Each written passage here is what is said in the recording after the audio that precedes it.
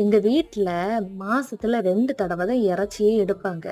பெரும்பாலும் இறைச்சி இல்லாத டைம்ல எனக்கு அம்மா இந்த மாதிரி பலாப்பழ கொட்டைய வச்சு சூப்பராட்டு லஞ்சே பண்ணி தருவாங்க.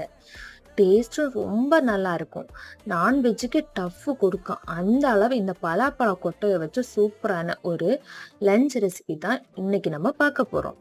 அதுக்கு பலாப்பழ கொட்டைய குக்கர்ல 4, 5 விசில் வச்சு எடுத்துக்கோங்க. இல்லைன்னா இதே மாதிரி ஒரு கடாயில தண்ணி ஊற்றி வேக வைங்க.